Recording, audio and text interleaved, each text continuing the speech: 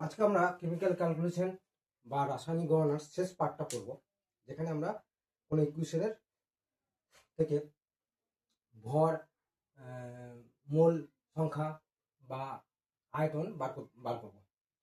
তো এগুলো করার জন্য আমাদের যে জিনিসটা লাগবে সেটা যে ক্লাস 9-এর একটা চ্যাপ্টার ছিল মোলের ধারণা, কনসেপ্ট অফ মোলস। সেখানে আমরা কিছু জিনিস শিখেছিলাম, যেমন কোনো গ্যাসের আণবিক ভর বার করতে আমরা শিখেছিলাম। আণবিক ভর বার করে সেখান থেকে আমরা বিভিন্ন রকম জিনিস বা ডাটা বার করা শিখেছিলাম। যেমন সাপোজ আমি একটা নিচ্ছি CO2 বা কার্বন ডাইঅক্সাইড। এই CO2 এর আণবিক ভরটা বার করবো।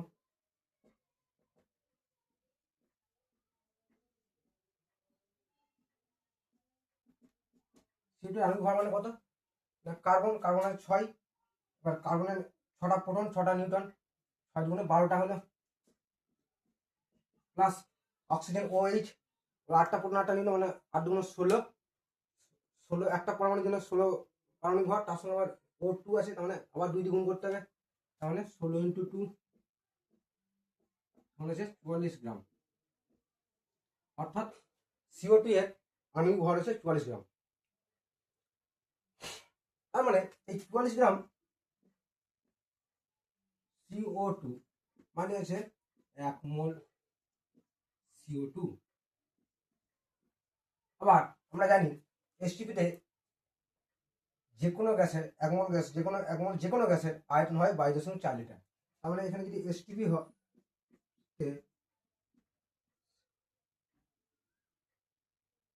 1 মোল CO2 এর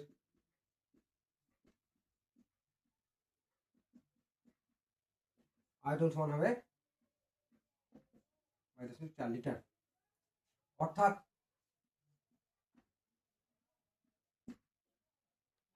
1 মোল মানে কত গ্রাম? আমার 44 গ্রাম। মানে 44 গ্রাম CO2 এর আয়তন হচ্ছে 22.4 লিটার।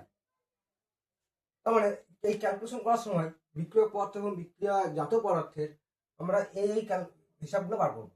তার আণবিক ভর কত, সেটা সমান কত মোল, এবং সেটা যদি বিক্রিয়ক পদার্থ বা বিক্রিয়াজাত পদার্থের মধ্যে যদি কেউ গ্যাসীয় পদার্থ হয়, তাহলে এসটিপিতে তার আয়তন কত, এই জিনিসগুলো আমরা বার করবো।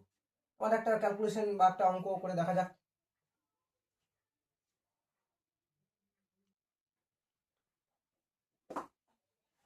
তোমার বলেছে 20 গ্রাম অক্সিজেন উৎপন্ন করতে কত গ্রাম KClO3 বা পটাশিয়াম ক্লোরাইড,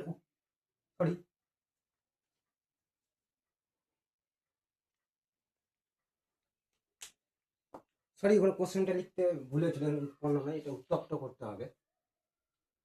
মানে KClO3 বিয়োজিত হয়ে অক্সিজেন উৎপন্ন করবে। তোমার এটা একটা ফেমাস ইকুয়েশন অক্সিজেন উৎপন্ন করার। তো ইকুয়েশনটা হচ্ছে প্রয়োজনীয় সমীকরণ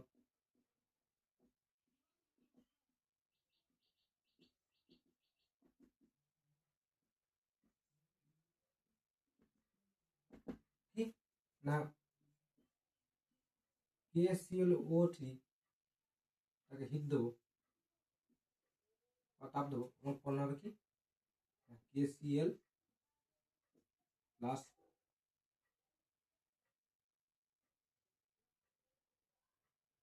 O2। ইকুয়েশনটা এখানে ব্যালেন্স করা নেই, তাহলে আমার কি করবো? ব্যালেন্স করার জন্য এখানে একটা 2 দেবো, এখানে একটা 2 দেবো, এখানে 3 দেবো, আমার ইকুয়েশনটা হয়ে যাবে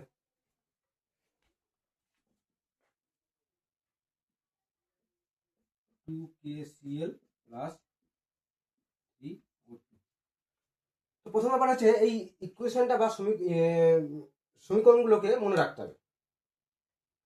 মনে রাখার পর সেটাকে লেখার পর সেটাকে ব্যালেন্স করে নিতে হবে, কারণ ব্যালেন্স না করলে আমার ঠিকঠাক ক্যালকুলেশন আসবে না। Balance is very important. এই ইকুয়েশনটায় আর মানে সাধারণত KClO3 কে তাপ দিয়ে অক্সিজেন উৎপন্ন করতে সময়টা বেশি লাগে, যাতে সময়টা কম লাগে, মানে বিক্রিয়াটা যাতে মন্থর গতি না হয়, যাতে আরো দ্রুত গতি বিক্রিয়াটা হয়, সেজন্য একটা অনুঘটক ইউজ করা হয় ম্যাঙ্গানিজ ডাইঅক্সাইড। তো আমার এখানে অনুঘটকের প্রয়োজন নাই, আমরা শুধুমাত্র সিম্পল KCl দিকে অক্সিজেন উৎপন্ন করবো। এখানে দেওয়া আছে K = 39, মানে কে এর এখানে পারমাণবিক ভর 39। মানে এখানে আমরা কত হিসাবটা করি, 2 × 39 প্লাস Cl 34 প্লাস 3 × 16, এগুলো কত হচ্ছে?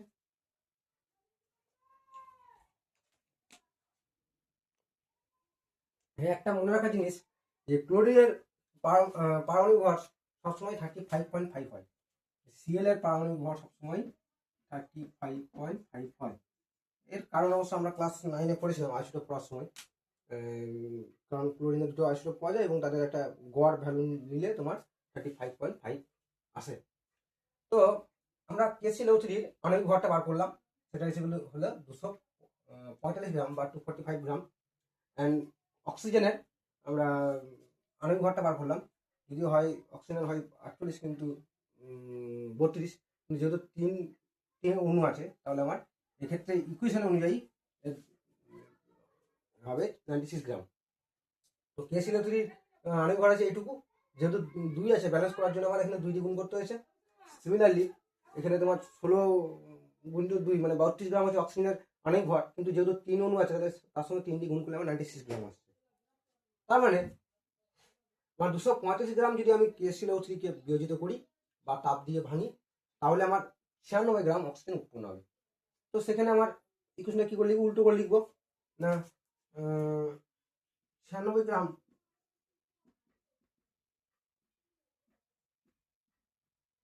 অক্সিজেন উৎপন্ন করতে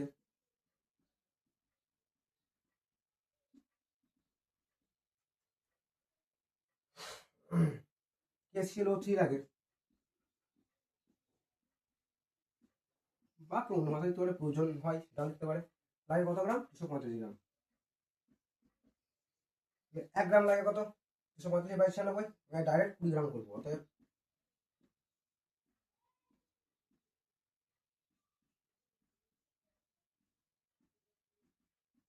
245/96 × 20 গ্রাম। এই ক্যালকুলেশন করার পর যা আসবে সেটাই হবে তার ভ্যালু।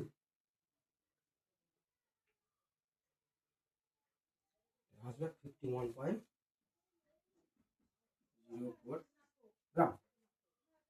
ক্যালকুলেশন করার পর দাঁড়াবে 51.04 গ্রাম। অর্থাৎ আমার 20 গ্রাম অক্সিজেন উৎপন্ন করতে আমার এই পরিমাণ KCl লাগবে। এগুলো সিম্পল ক্যালকুলেশন।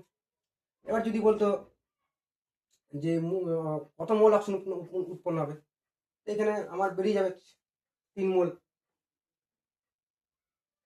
অর্থাৎ আমার 235 গ্রামের জন্য 3 মোল। এবার যদি বলে কেউ 3 মোলের জন্য এত গ্রাম লাগছে, 1 মোলের কত লাগবে, 235কে 3 দিয়ে ভাগ করবো, যা হিসাব আমার যেমন যেমন চাইবে আমার সেরকম ভাবে অ্যান্সার বেরোবে। আরো একটা দেখি, তাহলে আবার লাস্টে অ্যান্সার কি লিখবো, অর্থাৎ নির্ণয় প্রয়োজনীয় বা নির্ণয় পরিশ্রম কুলেটের ভর বা ওজন সমান হবে 51.04 গ্রাম। তোমার পরের যে প্রবলেম সেখানে বলেছে কি পরিমাণ ক্যালসিয়াম কার্বনেটের সঙ্গে লঘু HCl মেশালে 66 গ্রাম CO2 উৎপন্ন হবে। তোমার ফার্স্ট কাজে যাক ইকুয়েশনে বার করা। তো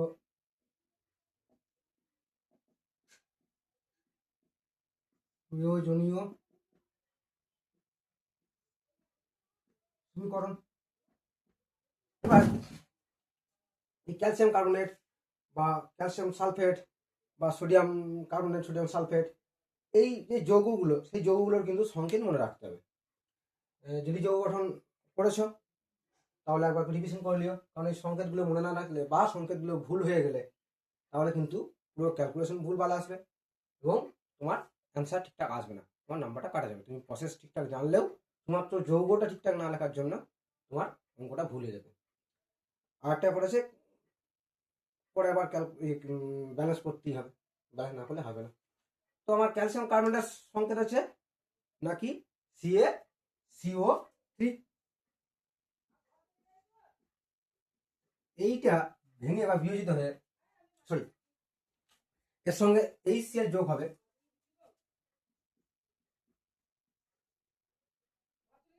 যোগ হওয়ার পর কি হবে না calcium chloride plus CO2 plus জল উৎপন্ন হবে।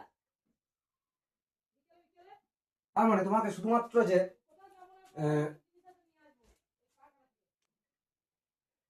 তার মানে শুধুমাত্র যৌগ গঠন মনে রাখলে হবে না, বা যৌগের সংকেত মনে রাখলে হবে না, তার সঙ্গে তোমাকে ইকুয়েশনটা মনে রাখতে হবে।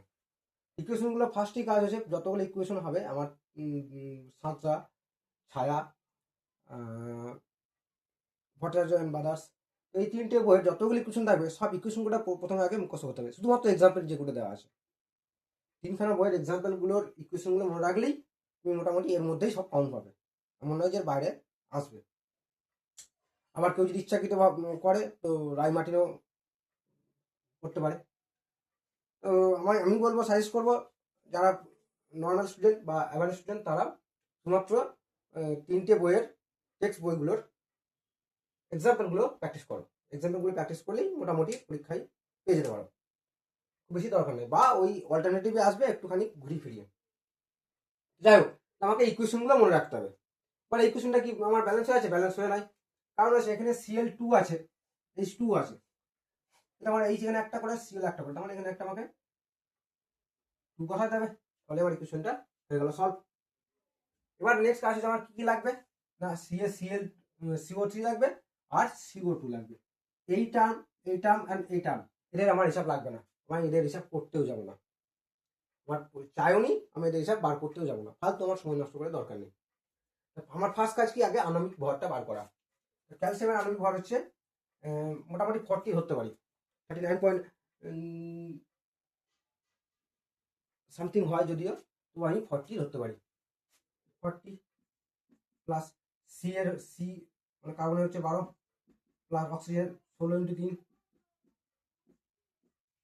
আর এদিকে CO2 রয়েছে কত না 12 প্লাস 16 × 2 44 গ্রাম। এদিকে আসবে তোমার 40 প্লাস 12 52 and 48 52 and 48 100। তাহলে এটার মানে কি? এটার মানে হচ্ছে আমার 44 গ্রাম কার্বন ডাইঅক্সাইড উৎপন্ন করতে গেলে আমাকে 100 গ্রাম ক্যালসিয়াম কার্বনেটের সঙ্গে আমাকে HCl বিক্রিয়া করাতে হবে, লঘু HCl বিক্রিয়া করাতে হবে। আমার লাগবে কত 66 গ্রাম, তাহলে আমি এটাকে ঘুরিয়ে লিখবো 44 গ্রাম CO2 উৎপন্ন করতে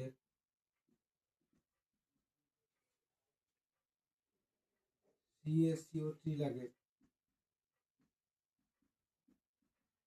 100 গ্রাম। 1 গ্রাম কত কত, আর আমার 66 গ্রাম করতে কত,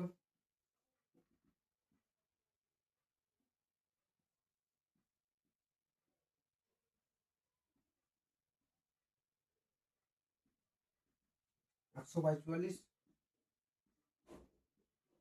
66 4 × 44 4 × 66 3 2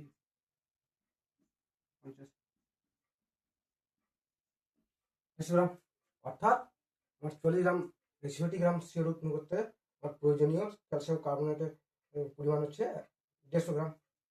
লিখে দাও 66 গ্রাম CO2 উৎপন্ন করতে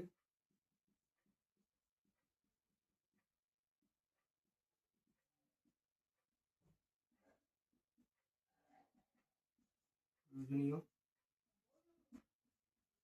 CO3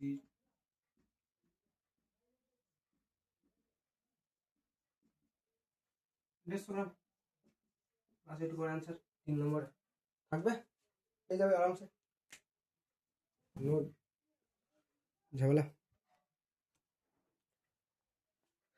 তোমার পরের প্রশ্নটা বা পরের প্রবলেমটা কি হচ্ছে না 1 কিলোগ্রাম CO3 কে উত্তপ্ত করলে মানে ক্যালসিয়াম কার্বনেটকে উত্তপ্ত করলে এসটিপিতে কত আয়তনের CO2 উৎপন্ন হবে।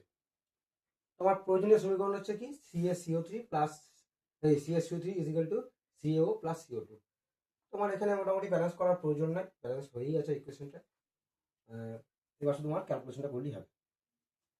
আবার আগের মতোই CaCO3 আমরা ঘর বার করবো না, 40 প্লাস 12 প্লাস 16 ইন্টু 3 ইকুয়াল হচ্ছে 100 গ্রাম। আর এবার করবো না 12 প্লাস 3 ইন্টু 2 ইন্টু 16 44 গ্রাম।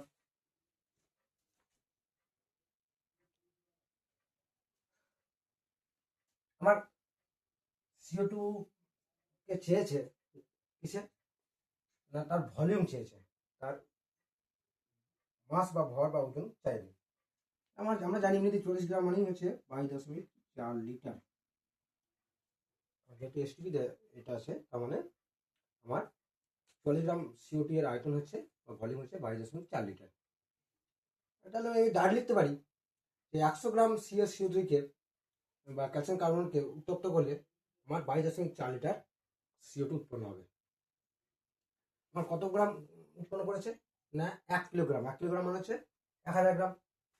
তার মানে আমি কি লিখবো 100 গ্রাম CaCO3 কে উত্তপ্ত করলে CO2 উৎপন্ন হয় কত না 22.4 লিটার। অর্থাৎ 1 কিলোগ্রাম মানে 1000 গ্রাম CaCO3 কে উত্তপ্ত করলে CO2 উৎপন্ন হয় না কত হবে না 22.4 বাই 100 ইন্টু 1000, মানে